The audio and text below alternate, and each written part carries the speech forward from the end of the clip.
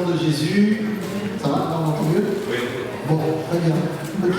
Bon, c'est pas qu'on ne voulait pas offrir le repas, mais vous auriez eu la mauvaise surprise d'arriver et de ne pas trouver de repas.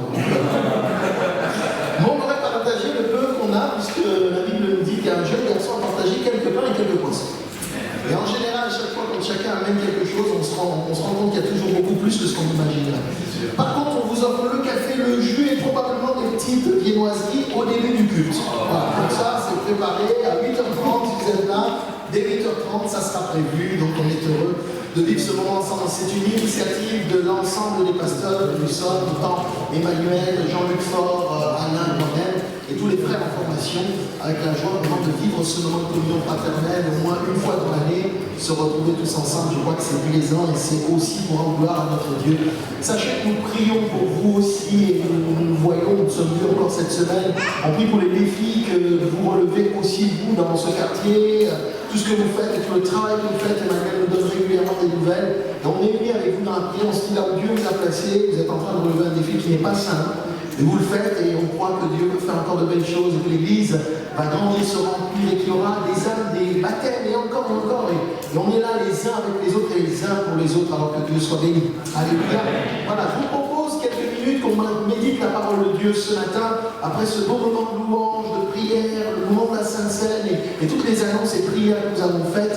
Je voudrais lire avec vous dans le psaume 116 et le thème que j'aimerais partager avec vous va s'afficher dans quelques instants. C'est le besoin d'être entendu. Voilà, c'est quelque chose en effet qui habite chacun d'entre nous, le besoin d'être entendu. Et on va voir ensemble avec quelques textes de la parole de Dieu que Dieu nous entend. Ça c'est important. Le psaume 116, on va lire ici à partir du verset 1 jusqu'au verset 7. Vous pourrez continuer votre lecture, la lecture de l'ensemble du chapitre, bien sûr, mais quelques portions de ce texte pour poser les bases déjà de notre méditation. Il est dit ceci: j'aime l'Éternel, car il entend ma voix, mes supplications. Il a penché son oreille vers moi et je l'invoquerai toute ma vie. Les liens de la mort m'avaient environné et les angoisses du séjour des morts m'avaient saisi. J'étais en proie à la détresse et à la douleur, mais j'invoquais le nom de l'Éternel. Ô Éternel, sauve mon âme. L'Éternel est miséricordieux et juste. Notre Dieu est plein de compassion. L'Éternel garde les simples. J'étais malheureux et il m'a sauvé. Mon âme retourne à ton repos, car l'Éternel t'a fait du bien. Amen. Être entendu, c'est un besoin essentiel, un besoin fondamental dans la vie. En fait, quand on regarde cette thématique-là, ou cette pensée-là, elle contribue, le fait d'être entendu contribue à la communication, à la construction des échanges entre les personnes. Le bébé s'exprime par des pleurs, même si ça peut être parfois strident, mais il ne sait pas encore dire papa, maman, donc il parle en pleurant. Parce que le bébé a faim, parce qu'il n'est pas propre, pour différentes raisons, le bébé va s'exprimer de cette manière-là et il a besoin d'être entendu. Donc c'est déjà des éléments que l'on observe dans la vie du quotidien. Le besoin d'être entendu, on l'observe chez le jeune enfant qui devra apprendre à réguler sa façon de se faire comprendre, sa façon d'être entendu. Certains vont faire des caprices pour être entendus. Même s'il y a des caprices, il y a quand même derrière le désir d'être entendu, un besoin d'être entendu. Parfois, on va jouer des pieds et des mains parce qu'on veut qu'on nous écoute. Alors, c'est dommage quand les adultes en arrivent là, mais ça arrive aussi qu'on essaye un petit peu d'influencer, de pousser les choses. Certains, savez-vous, se mettent aussi en colère pour pouvoir exprimer le fait qu'ils ont besoin d'être entendus. On ne comprend pas toujours au départ. Ils se mettent en colère. Pourquoi? Et souvent, ça peut être peut-être le fruit d'une frustration, d'une souffrance, d'une détresse. Ce qu'il y a dans le fond, peut-être, c'est que la personne a besoin d'être entendue. Certains vont bouder dans leur côté, ils vont parler fort parce qu'ils veulent être entendus. D'autres vont écrire leur désir d'être entendus, ils vont l'écrire dans un livre, ils vont pencher dans un livre ce qu'ils pensent de ce qui se passe, de leur vie, de leur propre vie. Ils vont s'exprimer de cette manière-là. D'autres vont l'écrire en chantant, par des chansons, par des chants. Ils vont l'exprimer de cette manière-là. Savez-vous que l'on peut aussi se faire entendre à travers l'art, la peinture, on peut faire des choses, on peut mettre en évidence ce que nous ressentons à travers la musique et tout ce qui en sort. Bref, c'est un besoin profond. L'être humain a besoin d'être entendu. Le psalmiste, ici, va nous dire, eh bien, j'aime l'Éternel car il entend ma voix, mes supplications. Il va ici exprimer cette réalité qui a besoin de trouver une réponse. Il l'exprime de tout son cœur. Un retour. J'ai fait entendre ma voix et Dieu a entendu. Et il va écrire ce psaume ici avec cette certitude, comme pour chacun d'entre nous, ce matin encore, que nous sommes entendus par Dieu. Il affirme cela, et c'est une réalité. Et cette réalité va procurer au cœur de celui qui en fait l'objet le plus grand bien. C'est là qu'il dit « J'aime l'Éternel ». Pourquoi? Car il entend ma voix, mes supplications. Il y a quelque chose dans le cœur du psalmiste qui ici est exprimé. En fait, être entendu, c'est important. Pourquoi? Parce que cela nous rassure. Vous parlez de différents exemples, des bébés, des adultes et des jeunes, enfin tout ce que nous sommes les uns et les autres. Être entendu, ça nous rassure. Dans un couple, quand le mari entend sa femme et quand sa femme entend son mari, ça fait du bien aussi. Et quand il n'y a pas d'entente, c'est compliqué. Donc être entendu, c'est précieux. Et donc être entendu, ça nous rassure, ça nous fait du bien. Nous confions des choses importantes quand nous parlons. Nous confions des choses précieuses, des choses essentielles. Quand on est entendu, eh bien on peut, dans ce qu'on a dit, on peut transmettre une information importante, on peut transmettre ou partager quelque chose de nécessaire. Et quand on n'a pas entendu ce qui nous a été dit, alors que peut-être des informations importantes nous étaient communiquées, eh bien il peut y avoir des difficultés, des drames, des choses qui se passent là. Plus est intense et intime ce que nous disons, et plus notre âme est comme exposée, parce que notre attente est grande, ou elle est forte. Quand nous lisons, et ce que nous avons lu dans le psaume ici, nous parle de supplication. J'ai fait entendre à Dieu mes supplications. La traduction de ce mot dans le texte d'origine renvoie au fait de supplier pour une faveur. Supplication, c'est supplier pour une faveur. Et le mot supplier renvoie à cette idée de demander une chose avec humilité et soumission. Donc la supplication, ce n'est pas quelque chose de banal. Il y a une demande forte qui est exprimée. Le psalmiste dit, Dieu entend mes supplications. Il entend quand je le supplie, quand humblement je lui demande d'intervenir dans ma vie. La suite des versets que nous avons lus nous parle de l'âme qui est en proie à la détresse, à la douleur. J'invoquais le nom de l'Éternel. Sauve-moi. Il y a dans ce que nous lisons ici des mots forts, la détresse, la douleur, l'angoisse, et combien de choses comme celle-là qui ressortent. Le psalmiste dit qu'il a fait entendre tout cela à Dieu. Ça veut dire que nous pouvons faire entendre à Dieu les choses les plus intimes de nos cœurs, de nos âmes, de nos vies, nos attentes, nos besoins, nos soupirs. Même la Bible nous dit que le Saint-Esprit intercède pour nous par des soupirs inexprimables. Il parle à Dieu pour chacun de nous, par des soupirs inexprimables. Être entendu, c'est important. Et dans ce psaume, je m'arrête quelques instants sur le fait qu'il dit « Il entend ma voix ». Il entend ma voix. Pour nous qui lisons le texte, on se dit « Mais très bien, il nous dit « Il entend ma voix » et ça passe. Le mot ici pour voix, c'est le bruit. Il entend mon bruit. Il entend, l'autre mot c'est le son. Il entend mon bruit, il entend le son que je vais exprimer. Et en lisant cela, je me disais finalement, il y a quelque chose de très personnel. Il entend ma voix. Il entend le son de ma voix. Il entend le bruit, les soupirs intimes de mon cœur, de mon âme. Ma voix n'est donc pas inconnue de Dieu. Ma voix est distinguée, c'est ma voix, au milieu de la foule, au milieu des milliards d'hommes et des femmes qui vivent sur cette terre. Dieu entend ta voix. Il entend ta voix. Bien sûr qu'il entend la voix de tous les autres, mais au milieu de tout cela, il sait distinguer ma voix, il sait discerner ma voix, il sait percevoir ma voix, il sait reconnaître ma voix, il sait considérer ma voix. Et c'est précieux de se savoir entendu de cette manière-là. Dieu prête l'oreille à chacune de nos prières. Vous l'avez entendu comme moi? Eh oui, Dieu entend la voix des enfants. Et il a entendu la voix de ses enfants. Le psalmiste dit, l'Éternel miséricordieux et il est juste. Notre Dieu est plein de compassion. Voilà la réponse du Seigneur. Voilà ce que le psalmiste peut nous partager et que nous pouvons les uns et les autres considérer pour nos vies, mes frères et mes sœurs. Peut-être que quelqu'un ce matin se dit, mais ça fait un moment que je prie et j'ai l'impression que Dieu n'entend pas. J'aimerais te dire non. Il faut tordre le cou à ce mensonge. Dieu entend ta voix. Il entend ta supplication. Alors c'est une autre chose pour nous, parce que l'exaucement, parfois, ne correspond pas toujours à ce que nous voudrions, mais Dieu répond toujours, d'une manière ou d'une autre. Ce qui est sûr, c'est qu'il a de la compassion pour celui qui crie à lui. Il est juste et il est miséricordieux. On pourrait lire le psaume 34, versets 5 à 9.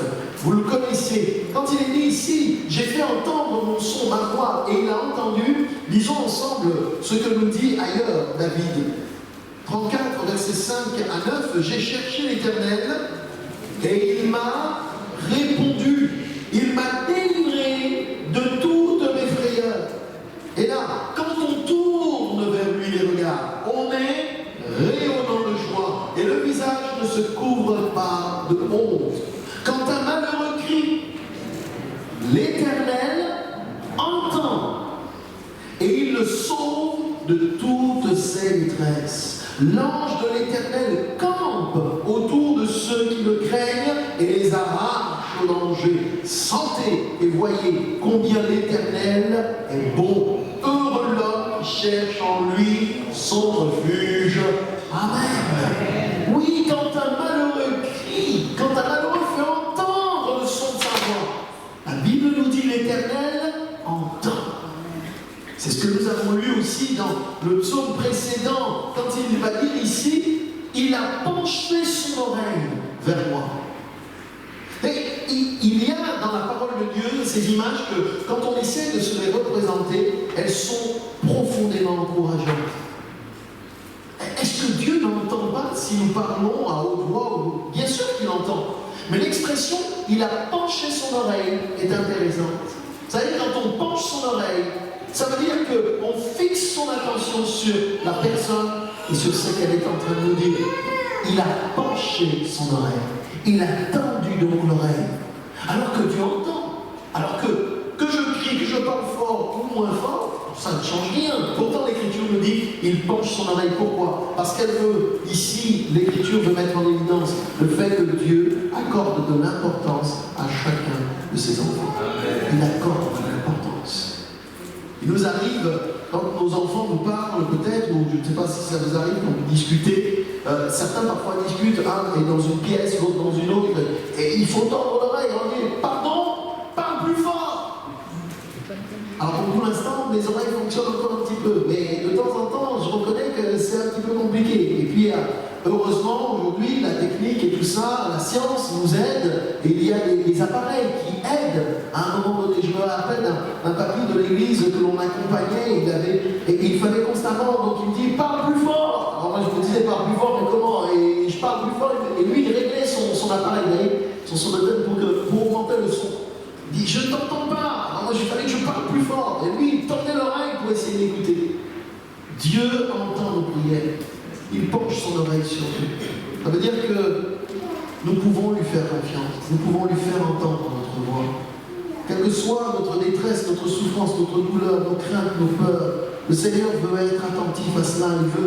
Il veut intervenir à notre faveur. Il est important que nous ayons confiance en cela, confiance dans le fait que Dieu a vraiment identifié ta voix. Ce matin, nous avons été plusieurs, nombreux à exprimer nos prières. Et Seigneur a entendu chacune des prières. Amen. Chacune des prières. Alors avec Emmanuel, notre pasteur, il a peut-être entendu une ou deux, trois prières. Du moins, nous avons tous entendu les prières qui ont été exprimées à haute voix. Mais qui a entendu les prières qui ont été exprimées dans les cœurs? Qui a entendu les prières qui ont été dites à demi-mot? Qui a entendu la prière peut-être d'un frère et d'une sœur ce matin qui ne savait plus quoi dire et qui a peut-être juste fait, eh bien lui, notre Dieu, il a entendu, il a penché son oreille, il a prêté attention à ça. Soyons encouragés à réaliser que notre Seigneur, notre Dieu, prend prend soin de chacun de nous. Et ce psaume 34 nous le rappelle. Sentez et voyez combien l'Éternel est bon. Sentez et voyez. Et c'est intéressant, c'est l'emploi de ces deux verbes-là. Sentir ce qui est bon, c'est pas trop compliqué. Ce qui dit, vous rentrerez chez vous et vous dire, ah, ça sent bon, ça va réveiller votre appétit. Mais le psalmiste ne dit pas juste sentir comme s'il fallait sentir de la nourriture, on est bien d'accord. Sentez combien l'Éternel est bon. Il y a quelque chose ici qui n'est pas de l'ordre olfatique, ce n'est pas notre nez qui est sollicité. Sentir que l'Éternel est bon, c'est avoir en nous ce sentiment, c'est être environné de cette pensée profonde de dire il est bon le Seigneur. Pas juste sentir, puisqu'il nous dit voyez. Pas que sentir, mais voyez que l'Éternel est bon. Notre regard intérieur porté sur la personne de notre Dieu nous pousse à dire Seigneur, je vois que tu es bon. C'est Moïse qui a dit l'Éternel, fais-moi voir ta gloire. Fais-moi voir ta gloire. Et nous voulons considérer que l'Éternel est bon, et il est bon, et la Bible nous dit heureux, et autrement dit, béni l'homme, la femme qui cherche en lui son refuge. C'est en lui que nous trouvons notre refuge. Quand nous nous approchons du Seigneur, donc, nous n'avons plus d'autre recours quelque part. Une manière de dire, Seigneur, il n'y a que toi qui peux faire quelque chose. Il n'y a qu'à toi que je peux demander d'intervenir. Pierre dira dans le Nouveau Testament, à qui d'autre irions-nous? Tu as les paroles de la vie éternelle. C'est toi qui as ces paroles. Et donc, on s'attache au Seigneur de tout notre cœur, et ces choses-là sont importantes. Il entend ma voix. Mais si cela est possible, et particulièrement dans la Nouvelle Alliance, nous découvrons que c'est possible parce que, encore plus pour vous et moi, parce qu'il y a quelqu'un qui, avant nous, a aussi exprimé et fait entendre sa voix. On va lire ensemble dans l'évangile de Marc, au chapitre 15, à partir du verset 33 jusqu'au verset 38. Marc, chapitre 15, verset 33 à 38. Marc 15, à partir du verset 33. Alors nous lisons ceci. La 6e heure étant venue, il y eut des ténèbres sur toute la terre jusqu'à la 9e heure. Et à la 9e heure, Jésus s'écria d'une voix forte. Eloi, Eloi, lama sabachthani. Ce qui signifie mon Dieu, pourquoi m'as-tu abandonné? Quelques-uns de ceux qui étaient là, n'ayant entendu dire, voici, il appelle Élie. Et l'un d'eux courut remplir une éponge de vinaigre, et l'ayant fixé à un roseau, il lui donna à boire, en disant, laissez, voyons si Élie viendra le descendre. Mais Jésus, ayant poussé un grand cri, expira. Le voile du temple se déchira en deux, depuis le haut jusqu'en bas. Alléluia. Qui fait entendre sa voix aujourd'hui qui ne puisse être compris par le Seigneur? Nous sommes ici dans le moment ultime où notre Seigneur sur la croix, frappé, meurtri, va rendre dans quelques instants son dernier souffle. Et dans ce moment-là, il fait entendre sa voix. Que dis-je? Il fait entendre un cri. Il crie, Eloi, Eloi, lama sabachthani, comme pour se représenter chacun de vous et de moi. Qui peut dire ce matin, le Seigneur ne m'entend pas, alors que Jésus lui-même se retrouve dans la même situation que vous et moi? Pourquoi m'as-tu abandonné? Non pas que le Père l'ait totalement abandonné, mais il porte sur lui la misère de notre péché, il porte sur lui nos iniquités. Et dans ce moment-là, où il est marqué, meurtri dans son corps, mais aussi par le péché, eh bien le Père détourne le regard et le Fils, qui n'a jamais été séparé de son Père, va exprimer cette prière, mais il exprime un petit peu comme pour chacun de vous et de moi, mes frères et sœurs, comme pour nous dire à un moment donné, tu n'es pas abandonné. Parce qu'il connaît chacun de nous. Et dans ce moment, qui est le moment le plus ultime, le plus douloureux qu'un être humain puisse vivre, parce qu'aucun de nous ne pourrait vivre ce que Jésus a vécu.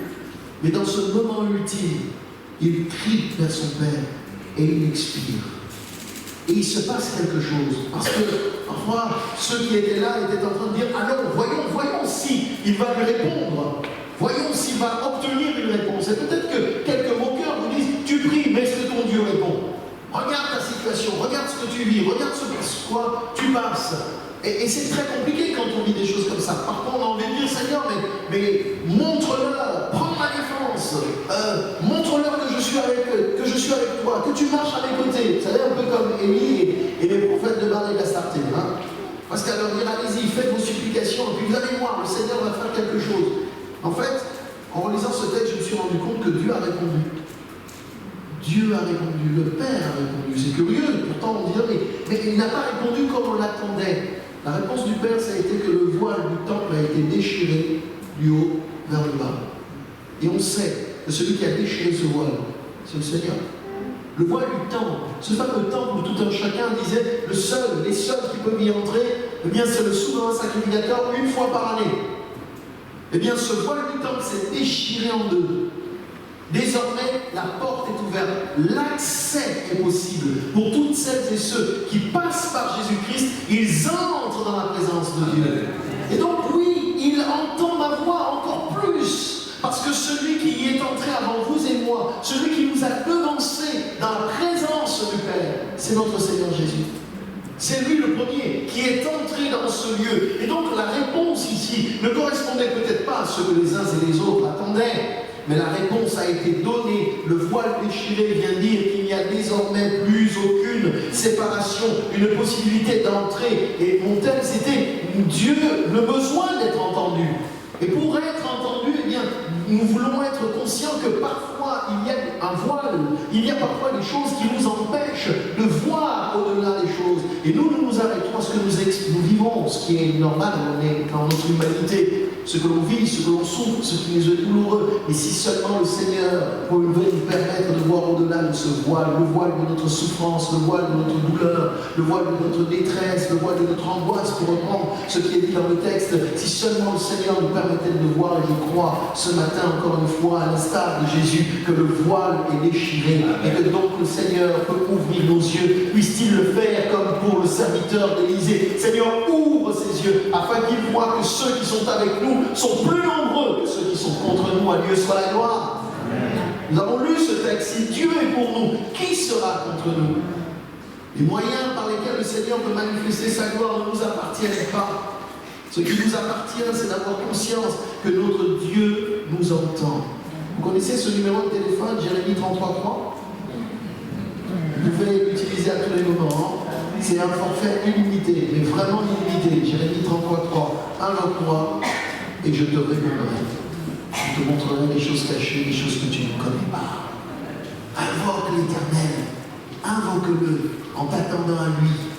Dans l'Épître aux Hébreux, chapitre 5, versets 7 à 10, je relisais ces textes et combien ils m'interpellaient au sujet de ce que nous partageons ce matin. En parlant de Jésus, il nous est dit, c'est lui qui, dans les jours de sa chair, ayant présenté avec de grands cris et avec larmes des prières, notez-le, et des supplications. Est-ce que nous avions réalisé, frères et sœurs, que Jésus, dans les jours de sa chair, pas simplement à Golgotha, mais rappelez, le texte dit ici, de la part du Seigneur, dans les jours où il était dans sa chair, donc dans les jours où il a vécu sur cette terre, la Bible nous dit ceci, c'est que le Seigneur a présenté avec de grands cris et des prières, des larmes. Ça veut dire que durant son temps terrestre, notre Seigneur Jésus a exprimé lui aussi sa voix avec de grands cris. Ce n'a pas été toujours des prières simples, des prières faciles à faire. On est bien plus loin et encore plus profond que le simple fait d'avoir dit notre Père qui es aux cieux, que ton nom soit sanctifié. Il y a donc des prières que Jésus a fait entendre. L'Écriture nous dit dans les évangiles qu'il se mettait souvent à l'écart. Et donc la Bible nous dit que pendant ces temps sur cette terre, dans les jours de sa chair, le Seigneur a fait entendre sa voix. Il a présenté avec de grands cris à Dieu, mais il a présenté parfois et souvent avec des larmes. Il a pleuré, il a versé les larmes des prières qu'il a présentées et les supplications. Mais c'est ce que le psalmiste nous a dit. Il nous a dit, j'ai fait entendre ma voix et mes supplications.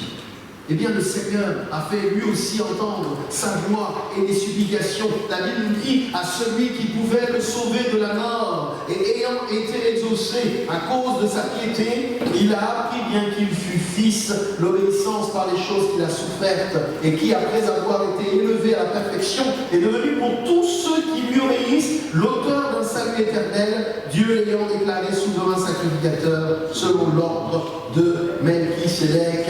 Alléluia. Il a été exaucé à cause de sa piété, il a été exaucé à cause de son obéissance, à cause de sa soumission à son Père. Et je crois que le Seigneur, aujourd'hui encore, exauce nos prières à cause de son amour, premièrement, mais aussi parce que notre cœur veut lui être obéissant. Nous voulons dépendre de lui. Et vous noterez, il a appris l'obéissance, bien qu'il fût fils. Est-ce que le Fils de Dieu avait besoin d'apprendre? C'est pour nous, frères et sœurs, cet exemple si précieux. Alors que nous faisons entendre de grands cris, nos supplications, notre voix, notre son, ce que le Seigneur attend de nous, c'est que nous puissions apprendre. Que nous puissions apprendre. Alors, puissions-nous apprendre. Seigneur, aide-moi alors que je te présente mes supplications, alors que je me présente à toi dans mes prières. Aide-moi à apprendre. Enseigne-moi. Apprends-moi ce que j'ai besoin d'apprendre, ce que dira dans un autre texte du psalmiste encore là, il dira, sonde-moi, ô Dieu, regarde si je suis sur une mauvaise voie et conduis-moi sur le chantier de la justice. Conduis-moi. Que nous puissions les uns et les autres prendre conscience, oui, être convaincus, rassurés sur le fait que Dieu nous entend nos prières. Et il entend aussi, et il voit aussi ce que nous avons à apprendre au travers de tout ça. Qu'est-ce qu'il veut m'apprendre? Qu'est-ce qu'il veut m'enseigner? Puisqu'il discerne, il entend, il perçoit, il capte ce que je voudrais dire. Seigneur, enseigne-moi tes lois. Je voudrais conclure avec ce texte que vous connaissez aussi dans l'Épître aux Hébreux, au chapitre 4, verset 14, qui résonne pour nous, peut-être là ce matin aussi comme une conclusion et un peu comme une direction de la part du Seigneur.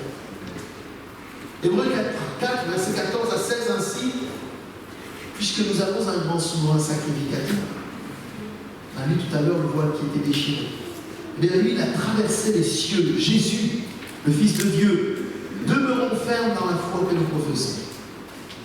Car nous n'avons pas un souverain sacrificateur qui ne puisse compatir à nos faiblesses. Au contraire, il a été tenté comme nous en toutes choses, sans commettre de péché. Approchons-nous donc avec assurance du trône de la grâce, afin d'obtenir miséricorde et de trouver grâce pour être secourus dans nos besoins. Alléluia. Le souverain sacrificateur par excellence, c'est notre Seigneur. Des siècles avant, et quand le psalmiste écrit ces textes, prophétiquement, il est en train d'annoncer celui qui entrera et qui ira bien plus loin que vous et moi dans la présence du Père. Et à chaque fois que nous faisons entendre notre voix, en réalité, nous la faisons entendre pour qu'elle entre de des cieux. Pour le coup, aucune prière faite par les enfants de Dieu ne peut être limitée par le plafond, par les dalles, par le mur, par les persécutions, les accusations, les kilomètres. WhatsApp, ça marche bien en visio, FaceTime et autres. Et la prière est beaucoup plus efficace parce qu'elle peut traverser les océans, elle peut traverser les murs, des endroits où il y a des guerres. La prière peut pénétrer dans les lieux secrets d'une maison où il y a une détresse. La prière peut entrer au très fond du cœur d'une personne qui est en souffrance et qui n'ose même pas élever la voix. La prière, elle entre là et Dieu voit dans le lieu secret ce qu'il lui est demandé, ce qu'il lui est dit. Jésus, notre Sauveur, est entré pour lui. Et la Bible nous dit, à cause de cela, il compatit à nos faiblesses. J'aime beaucoup cet équilibre que nous donne la parole de Dieu. Mais pas dans un évangile simplement guerrier, fort, et comme si être chrétien, ça voulait dire qu'on n'a pas d'épreuve et que tout va bien et qu'on est toujours très solide. Non, ça arrive qu'on pleure. Oui, ça arrive que l'on pleure. Jésus lui aussi a pleuré. Oui, il arrive que nos prières soient des supplications. Il arrive que nous aussi nous soyons dans la compréhension. Jésus a dit, mon Père, pourquoi m'as-tu abandonné? Non pas qu'il doute, mais ça nous interpelle pour dire donc que le Seigneur nous comprend. Il compatit à nos faiblesses. Compassion, la compassion en latin, compatir, c'est souffrir avec. Souffrir avec. C'est-à-dire que le Seigneur compatit, mon frère, ma soeur, à ta détresse, puisqu'il entend ma voix. Donc il compatit à chacun de nos besoins. Alors, il nous exhorte à cela. Approchons-nous donc avec assurance. Approchons-nous donc avec assurance. Ne nous tenons pas à distance. Si Dieu penche son oreille pour nous écouter, nous avons besoin encore plus de nous approcher de son oreille pour lui parler. Alors la Bible nous dit pourquoi? Afin d'obtenir miséricorde et de trouver grâce. En nous approchant du trône, eh bien nous obtenons la miséricorde. Quelqu'un a dit, face à notre misère, Dieu a envoyé le corps qui donne la miséricorde. Dieu a tendu la main vers nous. Nous pouvons obtenir la miséricorde de Dieu, sa compassion. Notre frère dans la louange l'a dit tout à l'heure. Croyez-vous que les bontés de Dieu soient épuisées? Non. Jérémie. Alors il fallait le faire quand même. Pour que dans toute la Bible, il y ait un livre qui s'appelle Lamentation. Donc on a le droit de se lamenter. Et la lamentation doit déboucher sur cette parole extraordinaire des livres, des lamentations, parce que c'est au cœur de sa détresse que Jérémie peut dire les bontés de l'Éternel ne sont pas épuisées, ses compassions ne sont pas à long terme, elles se renouvellent pour vous chaque matin. Une mesure pour chaque matin.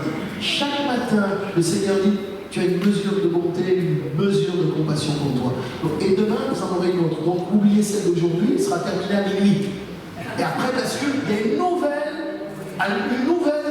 bonté, compassion que Dieu vous donne, une nouvelle mesure. À chaque jour suffit sa peine. Parce que Dieu nous dit, mais je te donne pour aujourd'hui. Pense pas à demain. Demain, c'est demain. Mais aujourd'hui, pense que je te donne. L'Écriture nous dit, pour être secouru dans nos besoins. Pour être secouru. Le trône de la grâce nous met au bénéfice de la miséricorde et de la grâce de Dieu pour être secouru dans nos besoins. Oui, c'est pour ça que le psalmiste peut dire, on l'a lu dans ce psaume, j'aime l'Éternel. J'aime l'Éternel. Oui, il y a certainement tout ça derrière. Car il entend ma voix, il entend mes supplications. Mais j'aime l'Éternel. Je l'aime l'Éternel. Parce que je sais qu'il entend ma voix. J'aime le Seigneur. Parce que je sais qu'il me reconnaît. Je sais qu'il est présent à nos côtés. Que Dieu bénisse chacun de nos cœurs et qu'il nous encourage les uns et les autres en sortant de ce lieu en nous disant je sais que je suis aimé de l'Éternel. On va s'incliner dans la prière.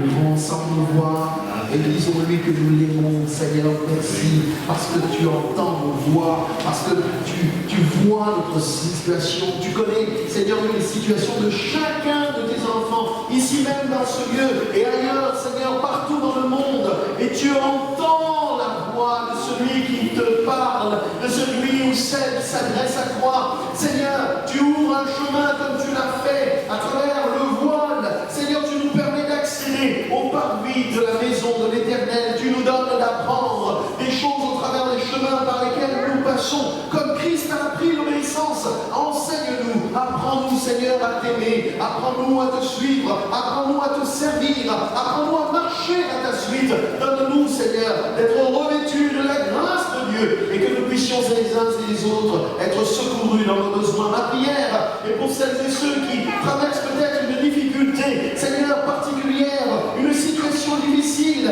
Seigneur, toi tu connais toutes choses et qu'ils soient secourus au nom de Jésus, qu'ils soient accompagnés, qu'ils soient soutenus, que ta main puissante se pose sur eux, sur elles, et que tu les relèves, Seigneur, à bras étendus. Tu as agi, Seigneur, pour le peuple d'Israël.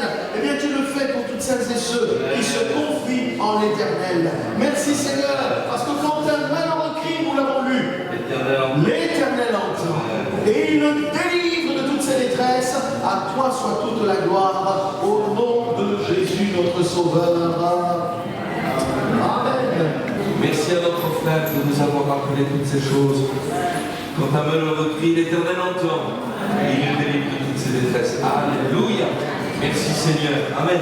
Que le Seigneur vous bénisse. Bon retour à chacun. S'il y avait des demandes d'information, des éclaircissements sur ce qui a été partagé, notre frère se tient à votre disposition. Que Dieu vous bénisse et vous garde. Et à très bientôt.